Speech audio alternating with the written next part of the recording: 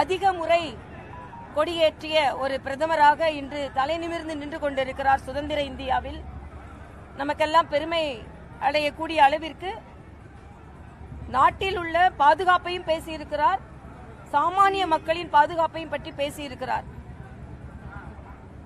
சுதந்திர வீரர்களையும் பற்றி பேசியிருக்கிறார், ராணுவ வீரர்களை பற்றியும் பேசியிருக்கிறார், விதிமுறைகளை பற்றி பேசியிருக்கிறார், வழிமுறைகளை பற்றி பேசியிருக்கிறார். ஆக இந்த சுதந்திர தினத்தின் கொள்கை என்ன என்றால் புதிய இந்தியா. ஆக இந்த புதிய இந்தியாவை படைப்பதற்கு ஒரு மாபெரும் திட்டத்தை அவர் சொல்லிக் கொண்டிருக்கிறார். இன்னும் சொல்ல போனா ஜிஎஸ்டி என்பது இந்த நாட்டின் வளர்ச்சிக்கானதுதான். ஆனா ஒரு நல்ல திட்டம் தொடர்ந்து விமர்சிக்கப்படுகிறது என்றால் அது ஜிஎஸ்டி. ஆனா அது சாமானிய மக்களுக்கும் வியாபாரிகளுக்கும் சிறு குறு வியாபாரிகளுக்கும் பலன் தரும் அளவிற்கு தீபாவளி பரிசு அளிக்கப்படும் என்று சொன்னது நாம் அனைவருக்குமே மகிழ்ச்சி அளிக்கிறது. ஏற்கனவே சாலையோர வியாபாரிகளுக்கு மாபெரும் திட்டத்தை கொடுத்து கொண்டிருப்பவர் நம் பாரத பிரதமர் அவர்கள். இங்கே இந்த நாடு பல சவால்களை சந்தித்துக் கொண்டிருக்கிறது. அண்ணன் எச் ராஜா அவர்கள் பேசும்பொழுது சொன்னதை போல தன்னார்வ அமைப்புகளை கூட பாரதிய ஜனதா கட்சியோடு இணைத்து தவறான கருத்துக்களை திமுகவும் சரி, காங்கிரசும் சரி, கம்யூனிஸ்டும் சரி, இண்டி கூட்டணியும் சரி அவர்கள் பரப்பிக் கொண்டிருக்கிறார்கள். அது அமலாக்கத்துறையாக இருக்கட்டும், தேர்தல் துறையா இருக்கட்டும், எல்லாவற்றிற்கும் அது ஒரு தன்னார்வ அமைப்பு. ஆக அந்த அமைப்புகளை இணைத்து பேசுவது மட்டுமல்ல, நான் டி நகர்ல தென்சென்னையில போட்டி போடும்போது டி நகர்ல மட்டுமே 20,000 வாக்குகள் நீக்கப்பட்டிருந்தது. என்ன வாக்குகள்னா எங்க கவுன்சிலருக்கு ஓட்டு போட்ட வாக்குகள், பாரதிய ஜனதா கட்சிக்கு ஆதரவான வாக்குகள். ஆக திராவிட முன்னேற்ற கழகம் ஆரம்ப காலத்தில் இருந்து மை வைக்கிற காலத்தில் இருந்து பொய்மை என்று அன்றே சொன்னாங்க. ஏமாற்றி அவர்கள் வாக்குகளை பெற்றுக் கொண்டிருந்தார்கள். இன்று நேர்மையாக சில நடவடிக்கைகள் எடுத்தால் அதற்கு முதலமைச்சர் உட்பட, ராகுல் காந்தி உட்பட எல்லோரும் கண்டனம் தெரிவித்துக் கொண்டிருக்கிறார்கள். பாரதிய ஜனதா கட்சி தொண்டர்களின் உழைப்பை யாரும் குறைத்து மதிப்பிட முடியாது. தலைவர்களின் பெருமையையும் பாரதிய ஜனதா கட்சியின் திட்டங்களையும் யாரும் குறைத்து மதிப்பிட முடியாது என்பதுதான். தமிழகத்தை பொறுத்தமட்டில் இந்த சுதந்திர தின கொடியேற்றல் தான் அண்ணன் ஸ்டாலினுக்கு கடைசியான கொடியேற்றமாக இருக்கும். இதற்கு நாங்கள் சொல்வதை விட துன்பப்படுத்தப்பட்ட துப்புரவு தொழிலாளர்கள் வாயில் இருந்து வந்தது இது. ஏனென்றால் தூய்மை பணியாளர்கள் மட்டுமல்ல, அவர்கள் தாய்மை பணியாளர்கள். அவர்களை நடு இரவு எப்படி அப்புறப்படுத்தினீர்கள் என்பதை உலகமே பார்த்துக் கொண்டிருந்தது. நீங்கள் சமூக நீதியை பற்றி பேசவே முடியாது. நீங்கள் உங்கள் கூட்டணி கட்சிக்காரர்கள் என்ன செய்து கொண்டிருந்தார்கள்?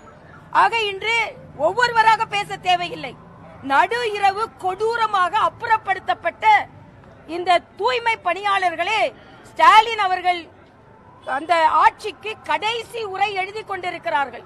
இது மட்டுமல்ல, பெண்களுக்கு பாதுகாப்பு இல்லை, பாலியல் தொந்தரவுகள் பல இடங்களில் இருக்கிறது.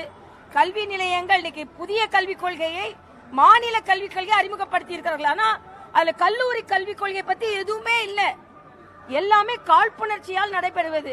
அதனால் இன்றைய காலகட்டத்தில் பாரதிய ஜனதா கட்சி எங்களை வலிமைப்படுத்துவதற்காக 17ஆம் தேதி மாநில தலைவர் அண்ணன் நயினார் நாகேந்திரன் அவர்கள் தலைமையில் வாக்குச்சாவடி முகவர்களின் மாநாடு நடைபெற இருக்கிறது.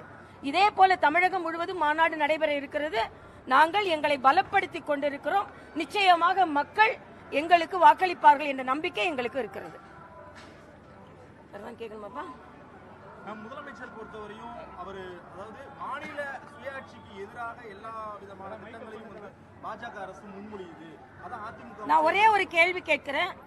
தூத்துக்குடி விமான நிலையத்தை விரிவாக்கம் செஞ்சது மாநில சுயாட்சிக்கு எதிரா, தமிழக நலனுக்கு எதிரா? சென்னை விமான நிலையத்தை விரிவாக்கம் செய்தது தமிழ்நாட்டுக்கு எதிராகவா?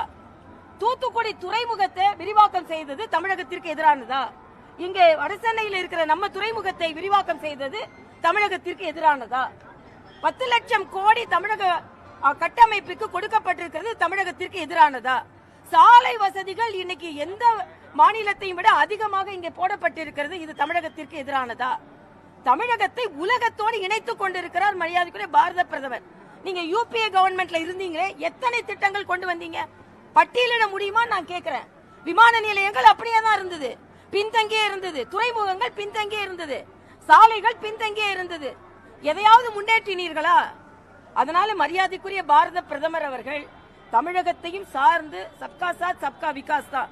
உங்களை மாதிரி தமிழகத்தை சுருக்கிக் கொள்ளவில்லை, அவர் விரித்துக் கொண்டிருக்கிறார், விரிவாக்கம் செய்து கொண்டிருக்கிறார்.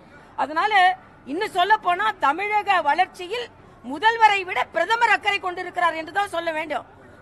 முதலமைச்சர் பிரதமர் ஏதாவது செஞ்சா அதை அப்படி தமிழாக்கம் செய்ய சொல்லி ஸ்டிக்கர் ஒட்டுவாங்க.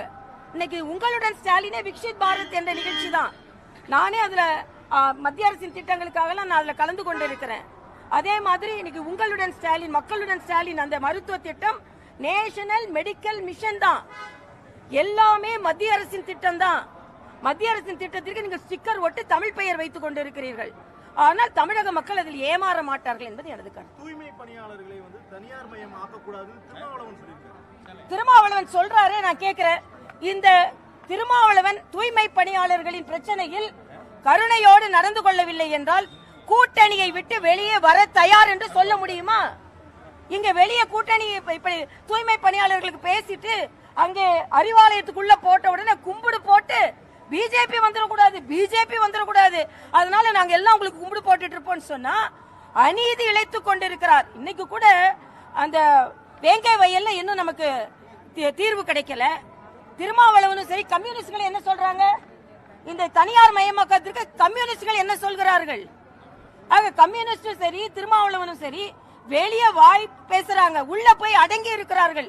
உங்களுக்கு உண்மையிலேயே தூய்மை பணியாளர்கள் மீது அக்கறை இருக்கிறது என்றால் கம்யூனிஸ்டுகளையும் திருமாவளவனையும் நான் சொல்றேன், நீங்கள் கருணையோடு நடந்து கொள்ளவில்லை என்றால் கூட்டணியை விட்டு நாங்கள் வெளியே வருவோம் சொல்லுங்க. அப்ப அந்த தலைவர்களை மக்கள் நம்புவார்கள்.